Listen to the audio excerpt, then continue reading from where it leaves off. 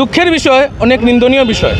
আমরা জানি যে কাশ্মীরের পরিচয় হলো কাশ্মীরের পণ্ডিতরার জন্য, কাশ্মীরের পরিচয় হলো ঋষি কাশ্যপের জন্য। কিন্তু আজকে আমরা কি দেখছি যে আমরা ছোটোবেলার থেকেই আমরা একটি জিনিস শিখে বড় হয়েছি, গঙ্গা যমুনা তেহজিব। আমরা ছোটোবেলার থেকেই আমরা এই জিনিস শিখে বড় হয়েছি যে হিংসা পরমো ধর্ম। কিন্তু আমরা কি দেখি যে এইসব শিক্ষা শুধুমাত্র আমাদের হিন্দু পরিবারে দেওয়া হয়েছে। এটা অনেক দুঃখের বিষয় যে একটি আতঙ্কবাদী ও জিজ্ঞেস করছে যে তোমরা কোন ধর্মর, আর যখন ও বলে যে হিন্দু ধর্ম তখন ওদেরকে মারা হয়। আমি জিজ্ঞেস করতে চাই কি এই সেকুলারিজম কি শুধুমাত্র হিন্দুদের জন্য? আমি জিজ্ঞেস করতে চাই ওদেরকে কি এই সেকুলারিজম কি শুধুমাত্র হিন্দুদের জন্য?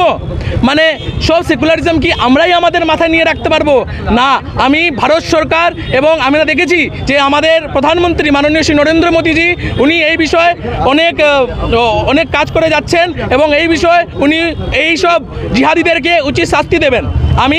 আমি উনাকে এটাই বলতে চাই যে আগামী দিনের জন্য এইসব ঘটনা যেন না ঘটে, আর যত দুষ্কৃতীরা আছে এই জিহাদি আতঙ্কবাদীরা ওদেরকে যেন অতি যে শাস্তিটা সবচেয়ে দণ্ডনীয় শাস্তি, এই শাস্তি যেন দেওয়া হয়।